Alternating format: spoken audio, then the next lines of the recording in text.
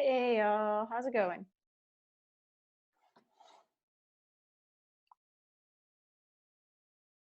Great. So I was not aware. I mean, I was slightly, I had it in my calendar.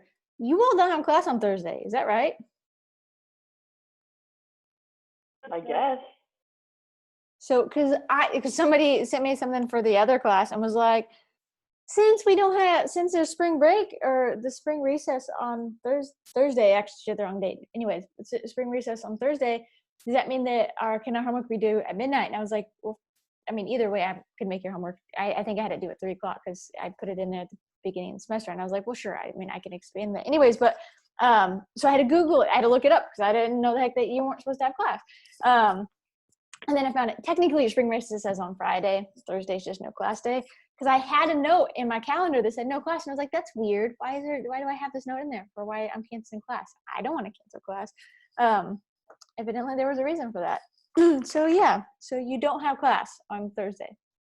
Okay. I mean, I'm happy to have class if you all would like to have class. Yeah. Right, Marilyn? See, this is what I need. No, that's right. We don't have class. It's Justin's not on. I feel like he would definitely have jumped on that and been like, "Yeah, no, we're not having class. You said it." Anyways, Can I say something? sure. Could we maybe just have like a pseudo class? I'm. What do you mean? I mean, I'm happy for whatever, but can you give me Like sit and ask questions about our projects or whatever. Like maybe just like 10 minutes. Sure. I mean, I could just do the same where I'll jump on at 9:40 like normal, and then if anybody wants to come on and ask questions or discuss anything, I'm happy to chit chat. And if not, kind of like office hours. It's kind of like we'll call it virtual office hours. There's no class. I'll stop the recording. Speaking of, I forgot to post the ones from last Thursday, so I'll get on that. Anyways, because it's a pain, it's a long process. And while I'm doing today's, so yeah, so let's do that then. Let's do. For anybody who's on now, evidently you have no class on Thursday officially, and you have spring recess on Friday. And so I was unaware of this, so I'm sorry. I'd been planning on lecturing. So officially there's no class. If anybody, I'll jump on at 9:40 like normal. If anybody has any questions or want to talk about your projects or anything else, you're happy to jump on. We can always do like little breakout rooms. So if anybody doesn't like listen to everybody else talk about their own thing, they could jump into breakout rooms with people real quick and be like, hey, let's chit chat with this and jump around. So yeah, so that sounds like it's a good plan, unless somebody has anything else. I don't think I have any other housekeep. Oh wait, I read all of your papers or your drafts of things. I didn't break up your project grade into like multiple components, and so that I didn't put a grade out there. It's just going to go into your final project grade. And so in case you're all like, why don't I see a grade out there? I didn't have it broken out. I could think about trying to break it out, but then it's like, what portion of your final project grade is associated with like the draft? The draft was just like, hey, did you do something? And so maybe I'll just put it in as like a quiz grade or something, and just so you get some. I mean, you all got it, so I mean, it's kind of like. Anyways, I'll think about it. You literally like assignment sheet for it says that it's grade as a homework grade. Oh, I did? Man, I was smarter than I thought. I need to go back and yeah, so great. I'll give it a homework grade. I'll go put that in for everybody. Thank you for reading the stuff, Justin. Thank you. You're welcome. I mean, it's like, you create something and you create a whole big thing, and then I'm juggling all this stuff that's happening right now, and so I forget things sometimes. Okay, so great. So I will go give you all homework grades. I think I gave you all, I think I made comments to all of you, at least in some that say, hey, thanks, great start, way to be. If I didn't, hey, great start, way to be. I don't think I had anybody who was like problematic in your issues, except you, Marilyn. Just kidding. You weren't problematic. Okay, so let us, before I jump to my notes, or what last class we covered, I don't ever remember where we started the last final class. I always remember kind of where we ended. I think we talked a lot about GATT in the Uruguay round. We talked about the harmonization of health and sanitary standards in the World Trade Organization. And then I think we talked about tarification. Does anybody want to tell me what tarification is? My chat box. Is it making non-tariffs like into measurable tariffs? Yeah. So the idea of tarification and the WTO kind of pushed for was, hey, we have these kind of non-tariff trade barriers. Let's turn them into tariff trade barriers and then reduce those suckers. And so the kind of idea is you are stopping trade for arbitrary reasons. Let's turn those into legitimate reasons. So quit using arbitrary reasons.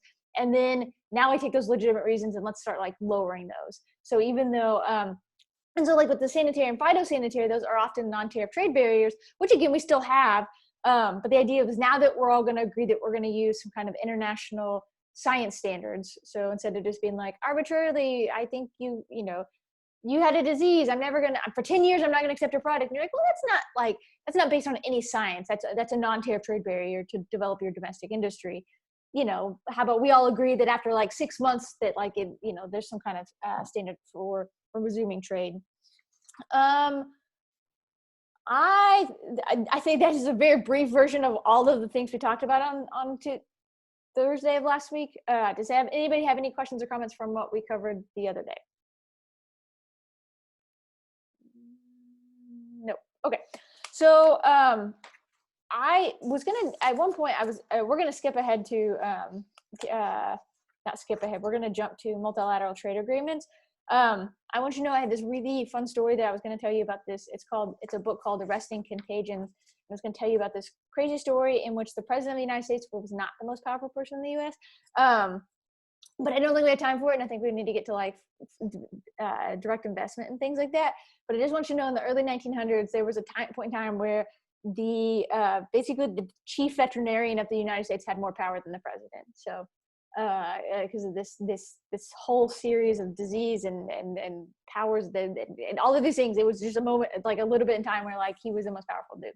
So anyways, that's my random factoid for the day. So let me share my screen here. Yep.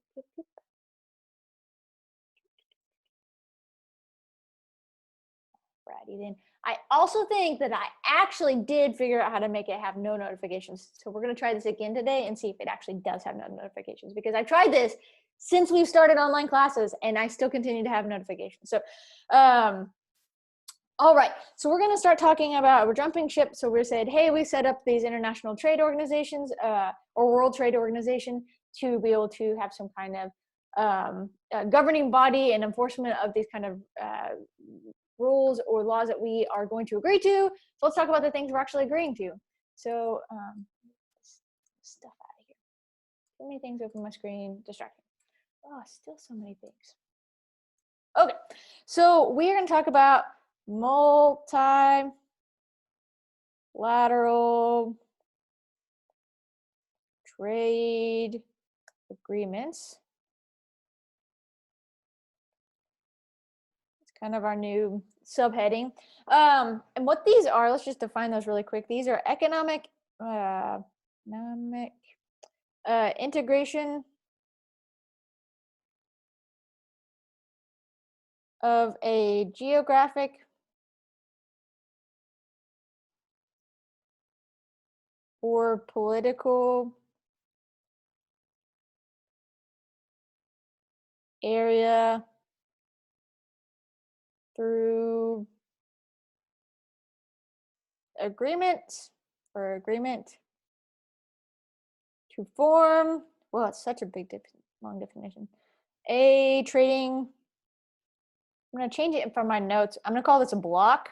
The reason why is because we're going to define, I was going to originally call it an area, but we define a trading area and I don't want to confuse everybody. So multilateral trade agreements kind of broadly defined here is we're going to say it's economic integration of a geographic or political area through agreement to form a trading bloc. So we're all specifically talking about trade, and we're saying that it's either, and the reason why we define them as geographic or political, because it can be country level and it can just be a spatial area, right? Just geographically related. So the, let me think of one right now, like what's the African one? or here's the Mercosur. Anyways, it can be just like a geographically trading block. So it's not necessarily, typically it's tied to politics or geopolitics, but and so we have this kind of multilateral trade agreements. I think we've all seen them in the news. We've talked about them in class before. NAFTA has been in the news over and over and over. That was one of Trump's platforms he wanted to run on. But there's different types of trade agreements or multilateral trade agreements. Multilateral just means between different countries. So let's go through 4 main kind of types of these classifications, and then understanding that, like, you know, that there's other names. We call them regional trade agreements. We call them free trade agreements. We call them trading areas and all these other things. So there's multiple names that people are going to call these things if you're looking them up or looking for things for your paper. So let's go classifications. And these are, let's say, the first one is going to be a free trade area. So before I define this, does anybody want to take a shot at what you think a free trade area is? Is it like in the EU, where within those borders they are able to trade freely without like tariffs and stuff? So you hold on to the EU for just a minute, because EU has a specifically another type, because it's an economic union, which is our 4th type, and we're going to get to that in a minute. Olivia, jump in the ship because you're all just gung-ho about these free trade agreements. So taking it back, so we're going to kind of go from the least integrated to the most integrated. And so like economic unions are going to be the most integrated, and that's going to be the European Union, where they are integrated. And we're going to get to that part in a minute. Free trade agreements are going to be a group of countries. Let's see, a group of countries, or two, you know, oh, that's not what I wanted.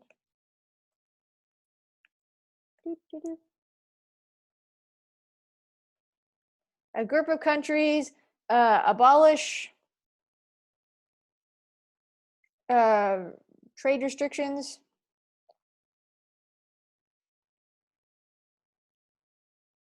between members, but are allowed, short version of this, own trade policies to outside members, outside people, outside countries. So I'm reducing like a bigger definition, so I have to like think through this. So free trade area is a group of countries that agree to abolish these trade restrictions between members, but are allowed to have kind of their own individual policies or trade policies, tariff and quota systems for countries outside of the free trade area.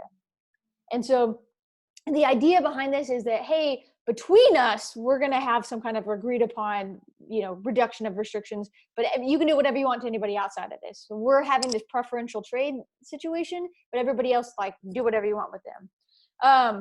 An example of this, let's see, example. Does anybody want to take a shot at an example of what you think a free trade area might be?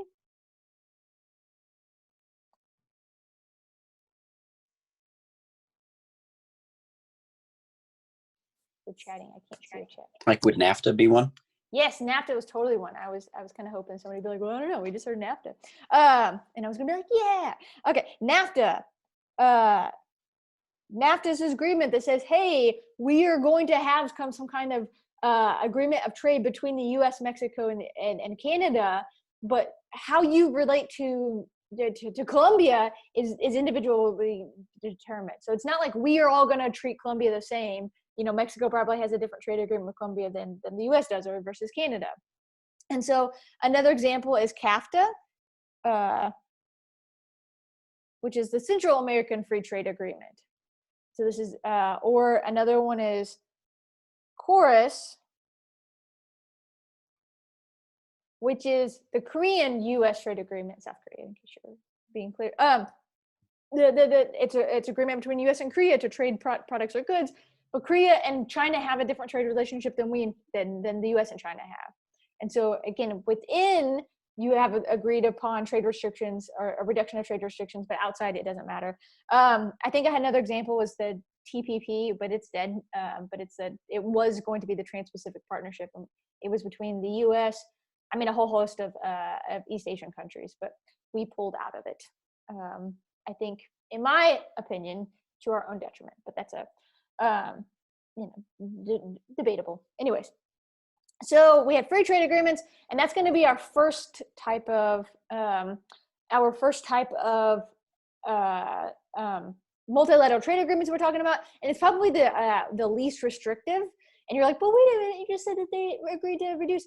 And the reason why is because you still have so much autonomy outside of this, right? So you had this agreement between, your country and my country had this agreement, but I have autonomy in everything else. I have monetary autonomy. I have autonomy between how I'm going to do other trade restrictions between other countries. I have seriously all this autonomy. And so this is the least restrictive of all these different types of multilateral trade agreements. Our second classification is going to be called a customs union. Customs union. And this is a group of countries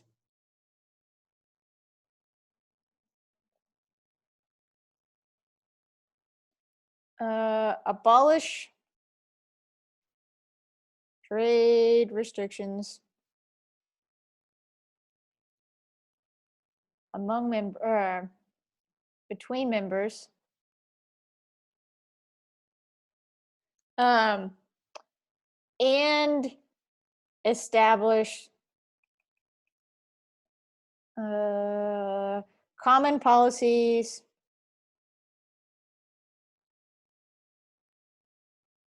with other countries.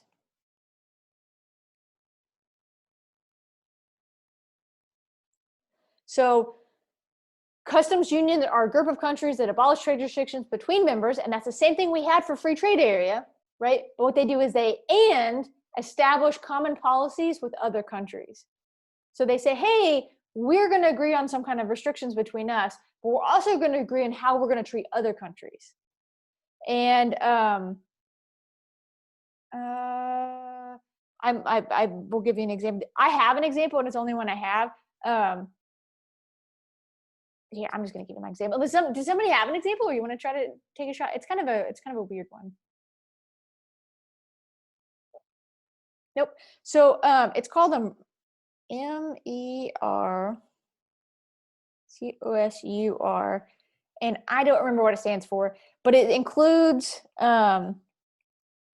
Brazil, Argentina, Paraguay,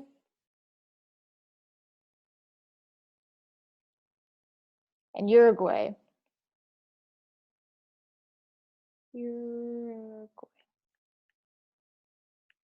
And so there's not a lot of customs unions that exist, because what you're doing is you're kind of giving up your autonomy. You're giving up your ability to make other types of trade restrictions or trade policies. You're saying, hey, we're going to agree to have a unified external trade policies as well as a unified internal trade policies. And those aren't the same trade policies, right? So like, we're going to have preferential trade between us, but we're going to have a unified type of policy we're going to treat everybody else with. And so that kind of unification is this customs union, but we're still an autonomous country. So I still have to make my own money. I still have my own GDP. I still do, we still have, border controls for labor, and other things are not freely moving, but we're going to have this kind of unification of our trade policy. Are there any questions about these two before I scroll up so I can get to the next two?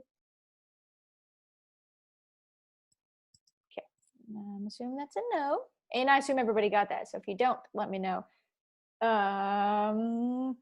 Okay, number 3. Oh, dang it, go away. Number 3 is going to be a common market.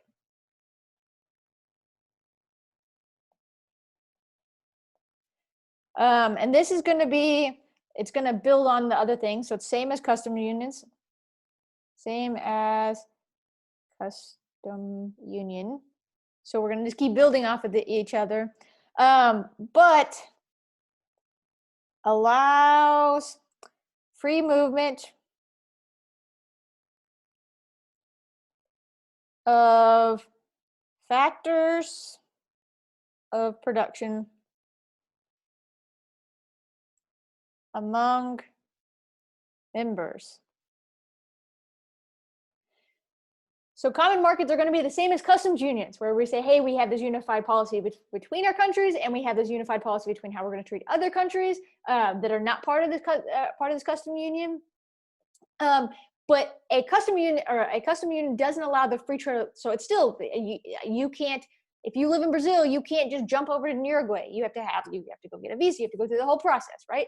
A common market says, hey, we're going to take this to the next level. We're going to say, okay, we're going to have these unification of policies, but now we're going to add in this free movement of factors of production among members. And so those factors of production are going to be labor and capital, right? Or goods or other types of products. So we're allowing for this, this free movement of these factors of production. So money can go between countries and people can go between countries. I'm going to give you the example we have. I can't, I also did not go looking for one. So if somebody wants to go find one that's currently existing, I don't know of a common market that it currently exists. Well, the example that we typically have for common market is the European Economic Community, and it is the EEC. It was the precursor to the European Union. So it was what the European Union was before it became the European Union. And so what it still says is you are still allowed to have your own monetary and fiscal policies. So you're still allowed, still have own monetary and fiscal policies. So again, this common market, we have this unified outside, we have this unified how we're going to treat ourselves inside. We now have free movement of people. So using labor is just a really good example of this. We have this free movement of people. So we have this between factors, but I still have my own monetary and fiscal policies. So I still have this ability to print money. I still have the ability to make my own kind of financial and tax decisions internally. I think there have been common markets within in Africa, but I don't think I can't tell you that any of them are existing right now. But the EEC is kind of the one everybody goes to. So I'm going to go ahead and jump to number 4, because if you can't tell, we have just continued to build off all of these, and this is going to be called an economic union. And it's going to be, it's the most comprehensive, right? It's going to be it's most comprehensive. So we've gone through these restrictions, and as they've gone down, you've gotten more and more comprehensive with the types of union that we're creating with these between countries. Its members have a unified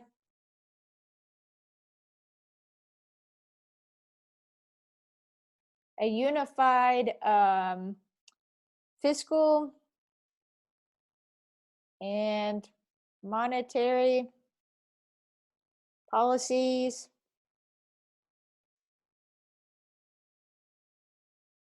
in addition to their common market.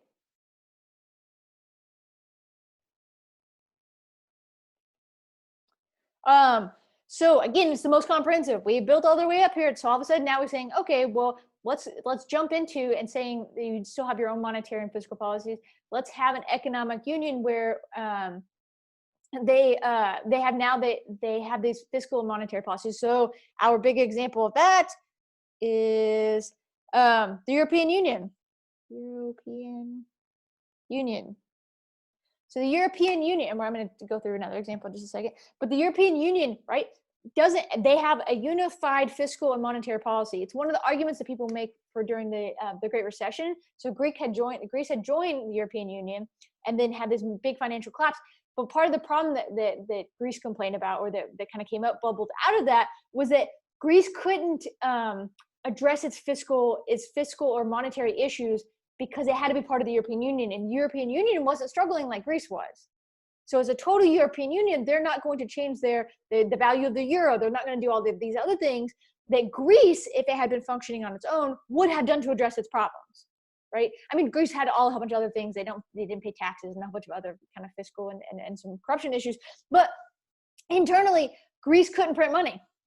Greece couldn't address its fiscal failures, or its value would have devalued, and then it drove demand for it, right? So it didn't have this kind of monetary policy to offset the financial collapse that it was having because it was part of the European Union. And it's one of the arguments of like the downside of European Union is when you kind of get into these problems where you no longer have the autonomy to make those policies, right? So Italy, Switzerland, Germany, they're all part of the European Union, and Great Britain, which is part of the reason Great Britain is part of the European Union, but not part of their, or it's part of the kind of common market, but not part of the European Union.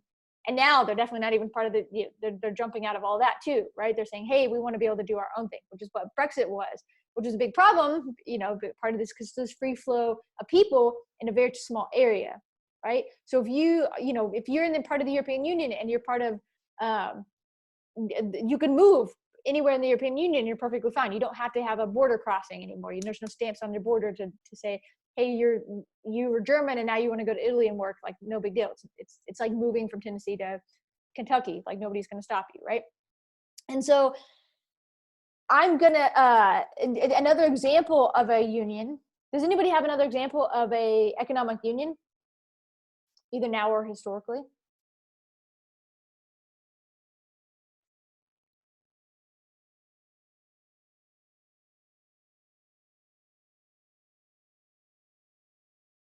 I like to give everybody time to like think, I can't just jump. In class, I can see you all and I can be like, oh no, they don't. Okay.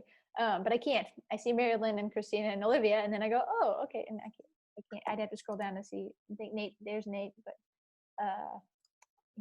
okay. So another example of an economic union, let's think about the United States. So prior to the Civil War, they were individual states. They were autonomous states. They made their own economic decisions. They traded, they moved goods, right? They had their own autonomy. And then what happened is we said, well, let's unify them.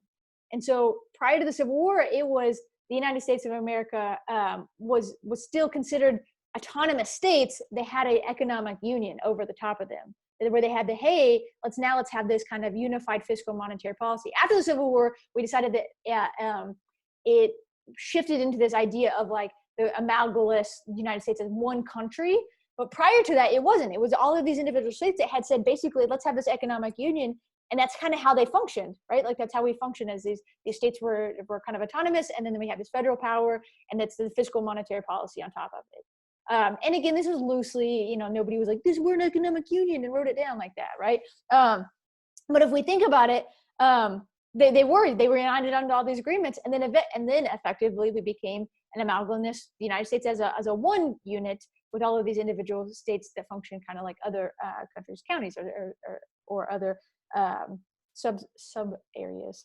So that's another example of kind of how economic unions, how we think about them. And so the same thing with like the USSR in the early, would have been another example of an economic union. You had these individual states, but all of a sudden you had this, whether choice or forced, right? You had this covering over them that said, hey, you're now part of this USSR. We control the monetary and fiscal policies, right? And then you also kind of had that by force. And again, we could go into a whole bunch of history about that. So are there any questions about these classifications? For the most part in this class, we're going to talk about free trade areas, but it would be a disservice to you if we talked about free trade. The Gulf Cooperation Council. Yeah, totally. That's it. So if you see the chat that Nate sent out, it says the Gulf Cooperation Council does this for oil producing Mid-Eastern countries. Yeah, like it's just kind of these unification things. I don't know a whole bunch of other Gulf Cooperation councils, so it'd be I'd have to learn more about it. But thank you for sharing that, Nate. I wanted to briefly talk briefly mention that in the U.S. we have 14 free trade agreements in force with 20 different countries. And there's a whole list, but I think for your projects, I think you're all expected to look for how many the types of free trade agreements your countries have, because sometimes it's interesting to think about who are important trading partners, or who are trading partners that you were willing to make these kind of agreements with, and why was that a strategic country and worth creating a policy for? Because they're long and arduous to create.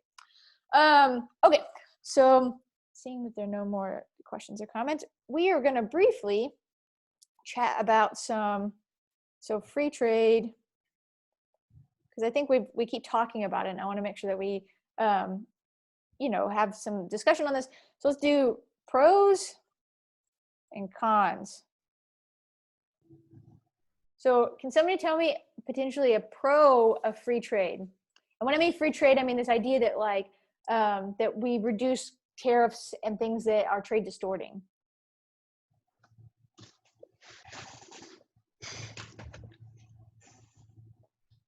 More flexibility, Riley. Yeah, free trade, flexibility. And I'm going to say that in terms of flexibility and the ability to move and to say, hey, I can, if I can't ship it to you, I can go ahead and ship, if I can't ship it to, Sahid, I'm going to ship it to Olivia. And that's not a problem. That's not oh, now I have to jump through 6 levels of hoops or anything else, because there's this ability to move and flex in where we're trading. Anybody else?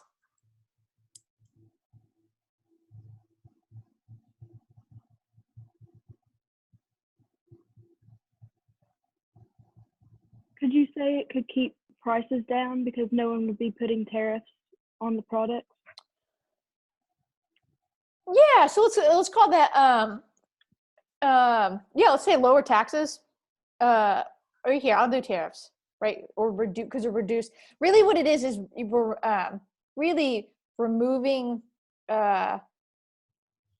barriers to entry, which increases business opportunities and consumption.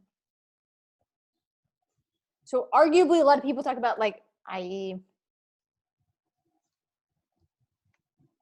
lowers prices.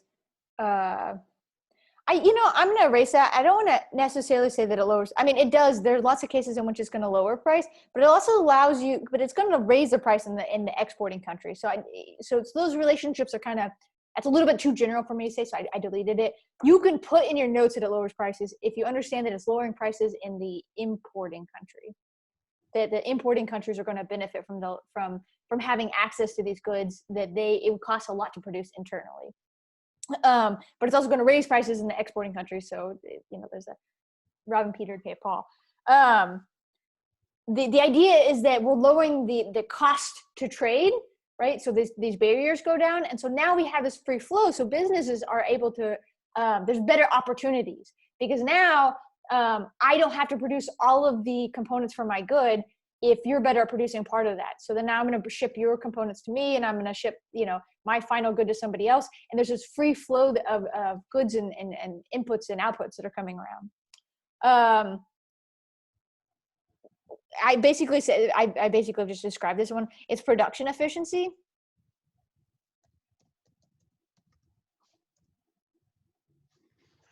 Right? Shifting resources, Ren.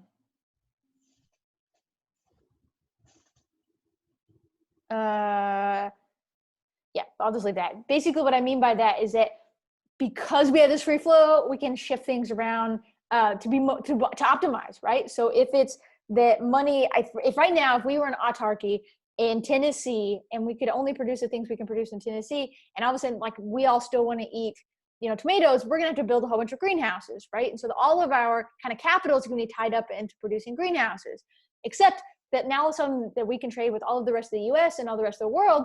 We don't need to buy a whole bunch of greenhouses. We don't need a whole bunch of greenhouses because we're just going to ship them from Florida. We're going to buy our tomatoes from Mexico right now. And so instead of tying up our capital in greenhouses, we're going to tie up our capital in producing hemp because we're good at it, or cows, or milk, or whatever else we want to produce, in soybeans. We produce crap ton of soybeans here in Tennessee. And so we can shift our resources to that which we have a comparative advantage in. And so I know you didn't think we'd tie all this stuff back together, but rein it in. I'm going to go through, hold on, see, I have a whole bunch. Let me Here, let me erase cons. We'll go to the cons in a minute. I thought it would be easy to just do a small list, but let's you can talk about like economic growth. So with free trade, or typically with this kind of a more open trade, you typically have better growth, right? Because now I can produce a thing maybe which I have a comparative advantage in, so I'm more efficient, which means I make more money off of that, or more profitability. So my producer surplus grows because now I have a bigger market to sell it to. And so then now I have money to go reinvest in other things, either in my own production or something else. There is some more. I'm just going through these are like big arguments for pro free trade. Go away. Foreign direct investment.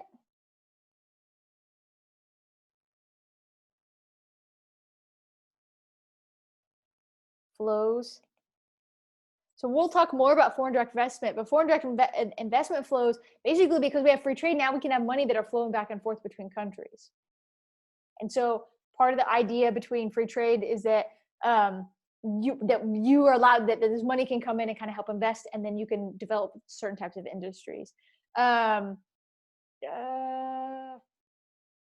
We reduce government expenditures, so they're having to reduce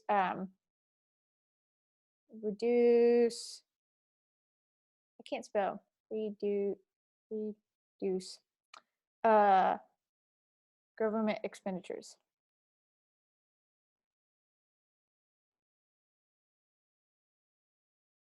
Lower slash cut out subsidies. Now the other side of that is you don't get the income from it, right? And so that's going to be in a con list. But basically, we're going to reduce these expenditures for all of these subsidy types of programs that we're doing, or these kind of government expenditures in terms of developing programs to arguably. Resources and production factors move more freely, which comes back to our production efficiency, and consumption efficiency, which we've talked about here. I'll make sure I put that one down. Go away.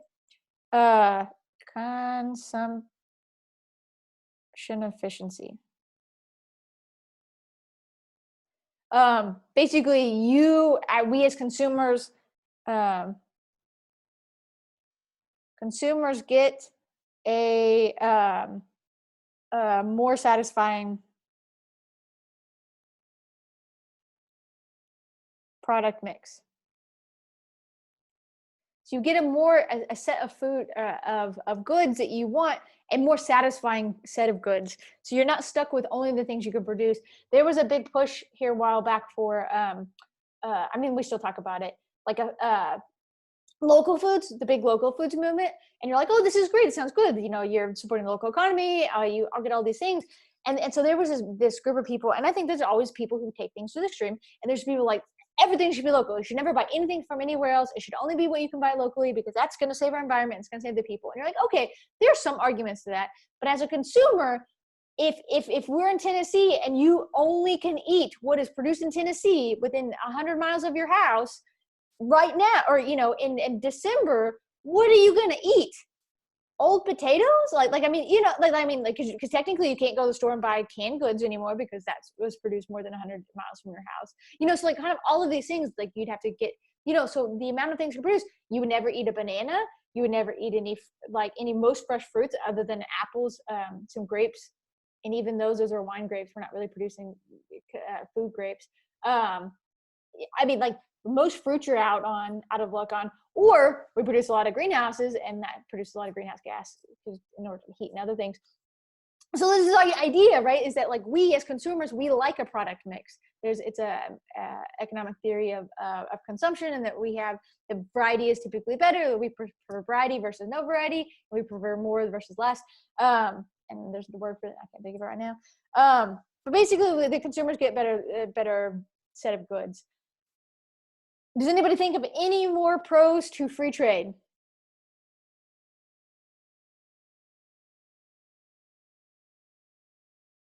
I'm going to double check that. Oh, Sahid, cost effectiveness. That we're going to have this, I'll put that in. It's kind of comes back to this efficiency, but cost effectiveness. that now we're putting money where it goes, or we're putting money where it's going to be most effective versus having to pay a whole bunch to produce greenhouse oranges in Tennessee rather than just ship them in from somebody that produces oranges. Okay, so we just going through all these pros. Let's go through cons of free trade. What's a con of free trade?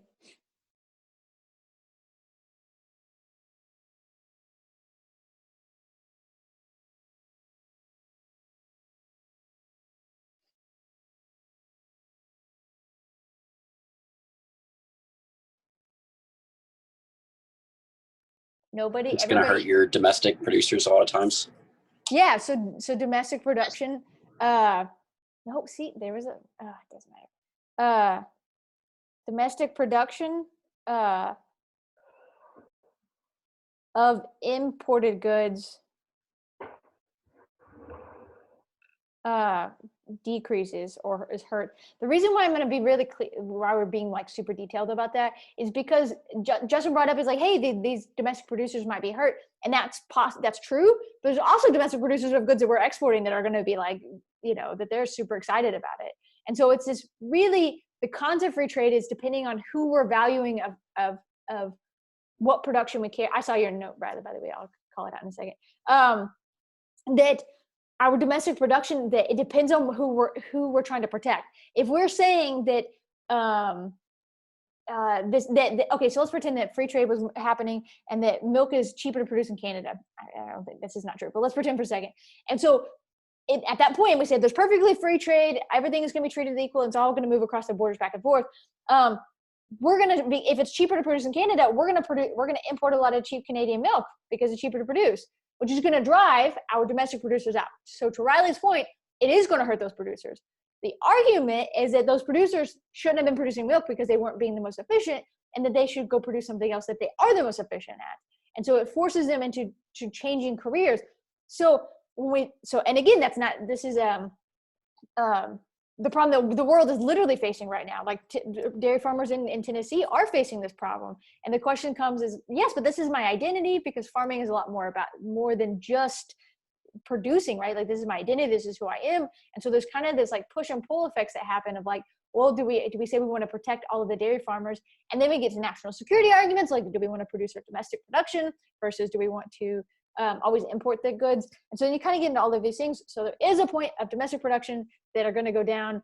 I think the argument is that you see an increase of other industries happening with free trade. I just want to throw that out there. Riley brought up outsourcing.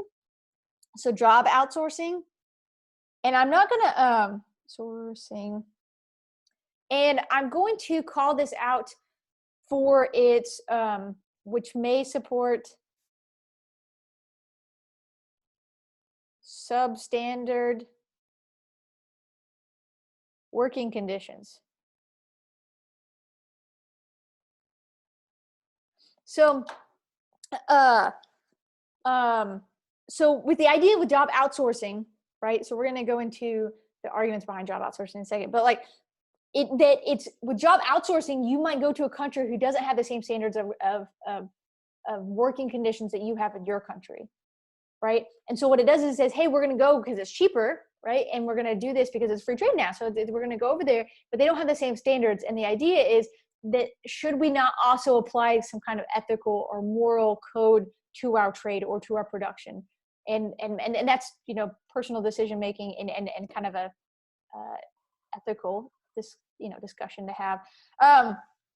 But in terms of job outsourcing, now there's an argument that sometimes people make, and they go, oh, free trade is bad because all of the jobs went away. And that's possibly true. Like the example of the farmer, right? Like the jobs, the dairy farmer and jobs went to Canada instead of being here.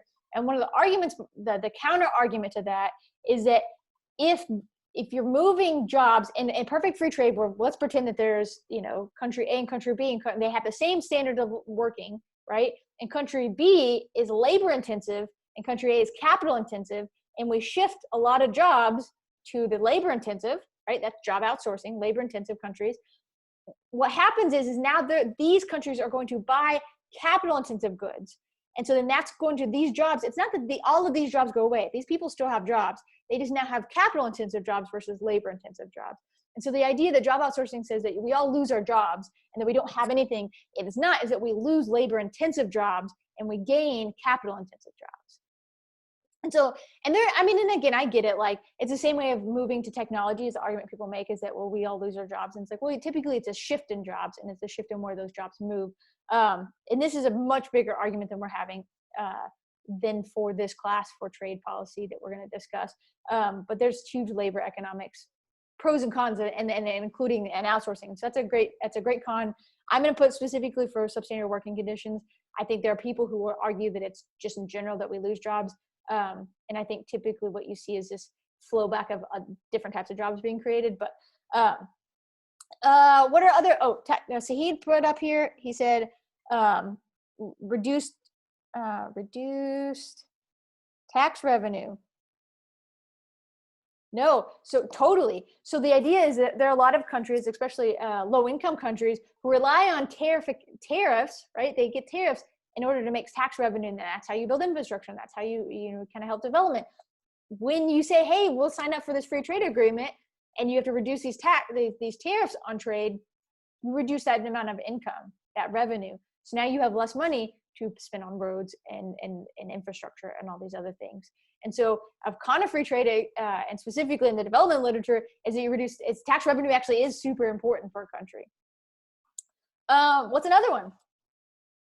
I mean, building off of substandard working conditions, you also have like substandard environmental protection. Yeah, no, so that's it's my number 4. It's I'll say yeah, let's call it substandard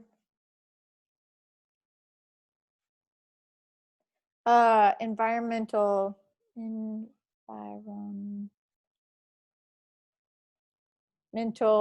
protections.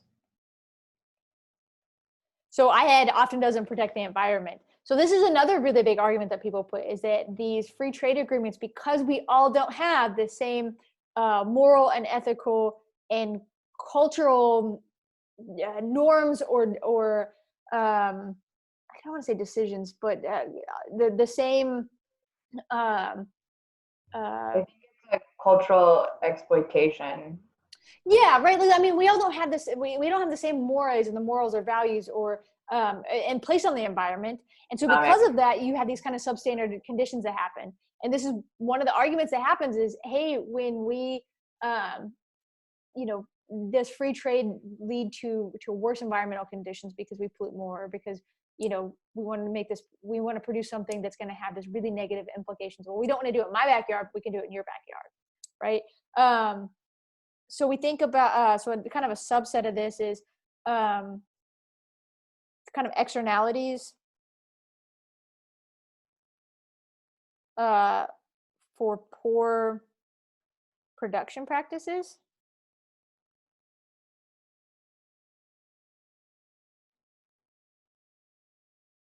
That aren't included in the cost. So, which is the definition of an externality. But the idea is these environmental protections. We also think about the labor conditions, right? That there's these externalities from these production practices that are going to lead, that aren't going to be included in the cost.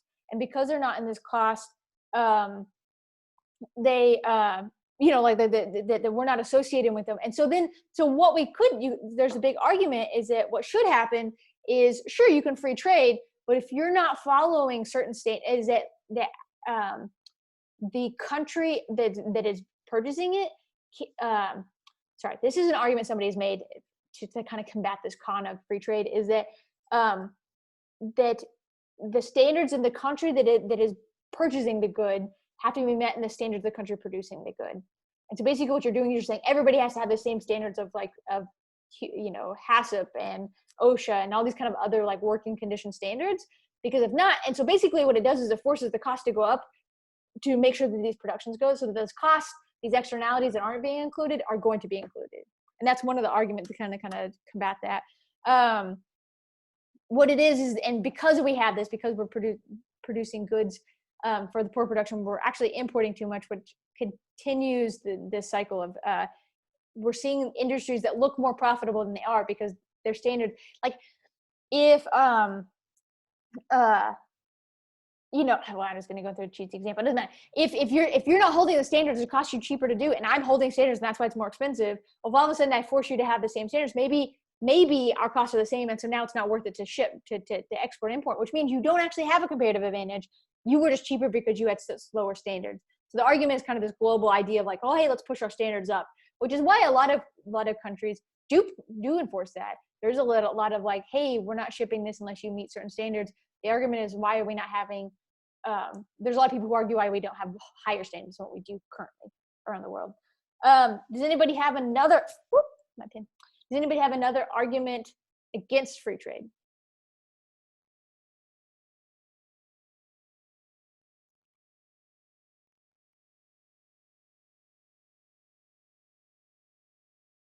Anybody? Again, I only see Christine. Oh, protectionism. Yeah. Yes, Nathan. Protectionism. A con of free trade is that that we need to protect our own self, right? Like that there's this idea of kind of protectionist ideology. I can't spell ideology. The idea of kind of free trade is all of the arguments that people make for protectionist policies, right? That like, hey, it's us first. We need to protect it. We need to have our domestic production, which comes back to the idea that like, we want to guarantee that we produce milk in the US, right? Like there's these types of protectionist policies, which say we don't want to totally open ourselves up and be totally free trade. We want to be able to have certain types of protectionist policies. I'm going to read you a quote right now, and it's on free trade, and it's, while free trade might not be the technically optimal decision, it remains pragmatically optimal. That is, free trade remains the policy most likely to produce the highest level of economic efficiency that is practically attainable. And so I liked it as a quote to talk about that, like, hey, it's not, I mean, there's not always it's not the best of everything. I mean, no policy, no government is, you know, even democracy or republic, you know, all these other things, right? Like democratic republic or you know, communism, none of them are perfect or without fault, right? And the same thing with economic policies and ideologies. Nothing is perfect. But in the instance of when we think about trade, it's still pragmatically optimal. Free trade is most likely going to get us to the best ending results that we're looking for, and to be the most economic efficiencies. And the argument behind economic efficiencies is that you'd account for these externality costs or these kind of cons of trade, which we don't right now, which just comes back to externalities.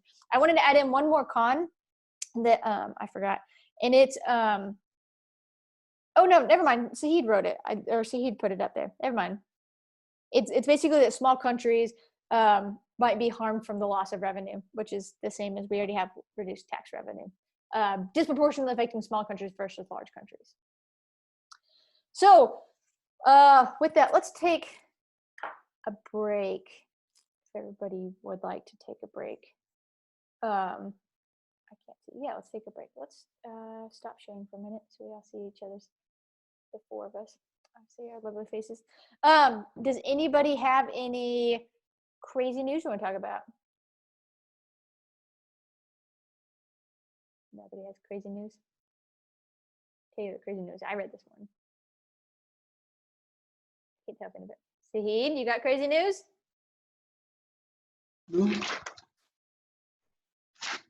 You just took yourself off mute. I thought maybe you had something. Nathan? Yeah, can you tell us more about that?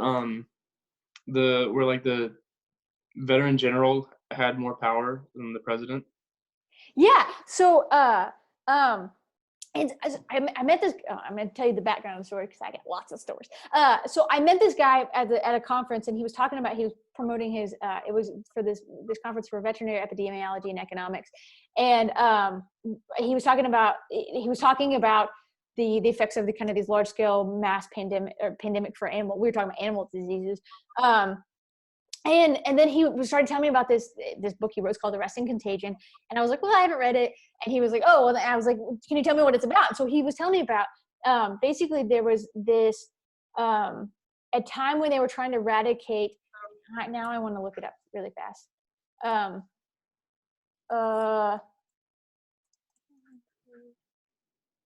Alan Olmsted. Livestock infection.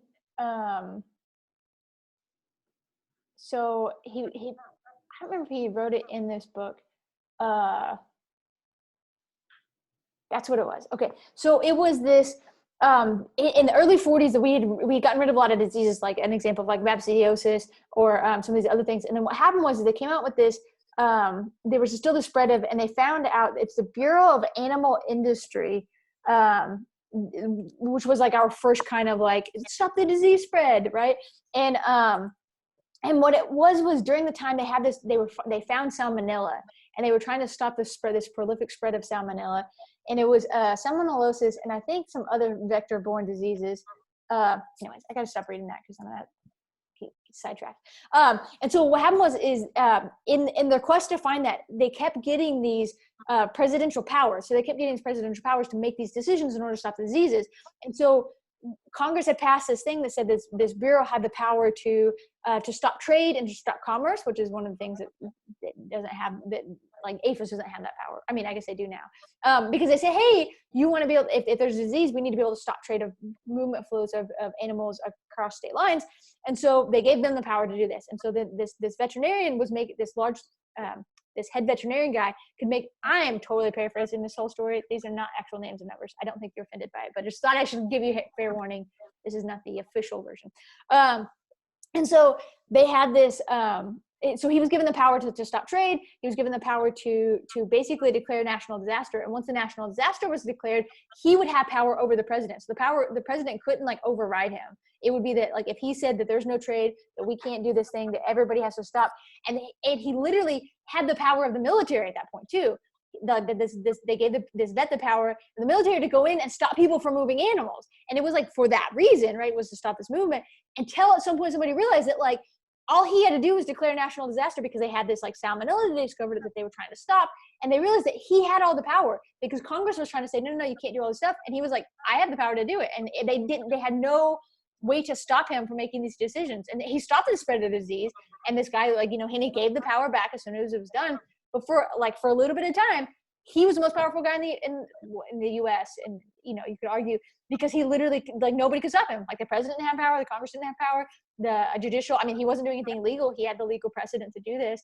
And so for this little bit of time during this disease outbreak, and I think, and then this Bureau of Animal Diseases went away and it turned into APHIS and they gave them less power, right? Like they gave Congress and the president back the power to do the things. But for this little bit of time, he owned the military, he owned all this other stuff. Isn't that crazy? That's wild. Yeah. Do you know who the president was during that time? No, I don't. I'm sorry, Nathan. I don't know that. I wish I could be like, yeah, it was blah, blah, blah, but I don't have that. I mean, it would have been, I don't even know. Because I don't know, like, the timeline. Because, like, in the 40s, it'd be, like Eisenhower, Hoover, Truman, some of those. But then, I don't know exactly at what point this guy had that power. So I don't think it would have been like Eisenhower. Like, I feel like that guy's like military general. He'd been like, my army. Yeah. Like, I don't feel like that would have happened. But, so yeah, that's my crazy story. I feel like I should read the book. I just haven't, they didn't print a lot of them. So they're kind of expensive sometimes when you do find them. Yeah. Does anybody else have any crazy news? I was reading some news this morning, and it was about this girl who, she was at school. She was 17, okay, and she goes to school, and there was this. So her friends kept coming up to her and was like, "Hey, there's this other girl." Oh, this was in Cape Town, so South Africa, and they come up to her and like, "Hey, there's this like sophomore student here, and she looks just like she looks like you." And she was like, "Oh, that's funny, And so then, like, she met the student, was like, "Oh, wow!" Like, she was like, just felt like, so they were like friends. I was gonna say it's felt a connection, and that makes it sound like a different type of relationship. They were like, she was like, "Oh, hey, like they were friends, and like, like pick you under my wing. You're like my like little sister." And like really good friends, and everybody's like, oh man, it's so uncanny how close you look. And so they took a selfie or something, and both of these girls like went home and like, look at this girl that looks just like me, right? And so the 17-year-olds, was parents were like, oh no, that's weird, like, that's unique, and the other girl's parents were like, and was like, when was she born? Was she born, April 17th in 2000? It wasn't 2000, it was like 94, whatever year it was. It was like 1994, April 17th, and the girl was like, and so the younger girl asked the older girl, I don't remember their names, I'd tell you. The younger girl asked the older girl and was like, hey, were you born on this day? Like, and she was like, have you been stalking me on Facebook? Yeah, that's my birthday. And she was like, no, my parents just wanted to know. Like, and so come to find out, like, so the other girl's parents were like, and then went to the cops. So they had a baby stolen from the hospital 3 days after she was born. And then by this nurse or whatever. And so they went through the authorities went to school and talked to the older girl and was like, hey, where's your, and the girl was like, no, I was born at this other hospital. I wasn't even born at that hospital. Like, this is the hospital. It's on my birth certificate. And they're like, actually, your birth certificate, we can't find record of you being born at that hospital you say you were born at. They were like, will you take this DNA test? And she was like, yeah, because she believed implicitly her mom and dad. That was like, this is my mom and dad. Like, why would they lie to me? This is just a weird coincidence that I happen to look like this girl. No, fact is, DNA proved it. She was a stolen baby from like 17 years ago. Could you imagine though that like you grew up your entire life as somebody and somebody's like, no, Marilyn, you're not, those aren't your parents. Like, and you're like, no, of course they are my parents. Like I look kind of like them. No, of course not they are. And then be like, it's so sure of yourself. You go get a DNA test and no, she found out has a whole different identity. And the little girl was her actual sister. That's why it was like full biological sister. That's the crazy news I was reading this morning. That's like if The Parent Trap had been a thriller, like it would have been that. Yes. That's what needs to be made. A Parent Trap thriller version. That's a Parent Trap thriller version. And you think like the parents who were like, had 17 years, had mourned the loss of their daughter, who thought that they'd never see her again. And then all of a sudden the daughter comes home with this picture and is like, hey, look at this girl who looks just like me. Isn't that so weird? And they're like, it's our daughter. Oh my God, What did they decide to do about custody? Like at 17, what do you do? Like, so literally it was, they arrested the mom, and I haven't finished the article. And at the point in the article I'm at, the dad was being questioned, and because the daughter was like so confused by all this, like, her whole identity is changing. And they actually put the older girl in protective custody, or not protective custody, like witness protection, but like she had to go to foster care or something. And then they said within 3 months she was going to turn 18. And so at 18, she could make a decision to where she wanted to live. So if she wanted to keep living. So let's pretend that the dad doesn't go to jail, because they were trying to find out if the dad was part of this or not, if he knew any of the situation. And so I haven't got to that part of the story yet. But they were trying to decide if that she could choose to go try to live with or meet her other parent, like her biological parents, or if she wanted to stay with stolen dad guy. Yeah. So was the nurse pregnant? Like how do you not know? Like, how does your wife show up with a baby and she's like, yeah, I just had this? Like, what? That's not. I have not gotten to that part in the article. I had to close it because I was like, it's 9:37. I have to go to class now. So I don't know. I'm going to guess it's going to be that it was like they were adopting and that this baby was just dropped off. And I'm guessing that that's where the story's going to go. But, and they just didn't tell her? This is insanity. All sorts of insanity. Do you think the sisters, do you think they're like still going to be friends after this? Do you think the one's going to be like really upset that, like, you ruined my life? I bet that it'll take time. I bet they become friends, because I bet like what happens is at some point in her life, whether it's now, like whether it's like she's angry for a long time, I bet at one point she wants to reconnect with like her roots of like, hey, well, if I was supposed to have grown up in a different life, like who was I supposed to have been? It's in a lot of ways, like I've known people who have like been estranged from their parents and like eventually come back because they're like, I just want to know who I am, And so I bet my projection is that at some point they're connecting in some way. But I guarantee you, there's some sort of like moment of resentment where you're like, I was living the good life. I had parents who loved me, and you ruined it all. The parents are like, we were 3 months away from getting away with the perfect crime. Yeah, legit. Like, oh, who did, and like, you imagine like being the principal. I know we're so totally off topic. Being the principal in that situation, and you're like having to tell those girls like, we think you might have been a stolen baby. I'm sorry, like your identity, you don't exist. Your name is wrong. Crazy. Anyways, yeah, that's my crazy news. Okay, it is 10:43. You get out of here at 10:50, 55, 50. 55. Okay. So we have like 10 minutes. Okay. Let me see real quick. I kind of wanted to start this section. How many more classes do we have? Because we don't have class on, well, I'm opening the class up on Thursday, but we're not going to lecture, which means we have 3 more classes, and then the last day of class, which will be an exam. Which I wanted to talk about many more things. You know what? I know that I just went through all my crazy stories, and then I'm gonna let y'all go. But we're about to start a second. So we're kind of done with free trade, with the idea of pros and cons. I wasn't trying to promote it one way or the other. I wanted to talk about both of them, allow you all to make your own decisions on that. But I wanted to discuss the kind of overarching ideas of free trade. The next section we're going to go into is currency exchange markets. And so I kind of hate to like start a brand new subsection for 10 minutes and then be like, we're done for a week. So as long as none of you are just antsy to get into currency exchange markets, we will talk about those next Tuesday. And that will be part of the, that will be part of your paper. I had some people ask me like, how do I talk about this in my paper? And I'm like, we haven't talked about it yet. But we'll talk about exchange rates and exchange systems, and currency exchange, which will be part of what, like, I think part of your paper you need to think about is like, hey, how do they function on the exchange markets, and kind of what kind of exchange system are they using, which we will talk about on Tuesday. So if you have any questions, let me know. I'll stick around for a minute. And thank you all for being here today. And I guess enjoy I'll be on Thursday if you have any questions on Thursday as well. But enjoy your spring recess, I guess. So bye. Thank you. Yeah. Thank you. Yeah, no problem, Seed. I have a question about my paper. Mm-hmm. So you were talking about like the free trade agreements, and you want us to put how many our country has.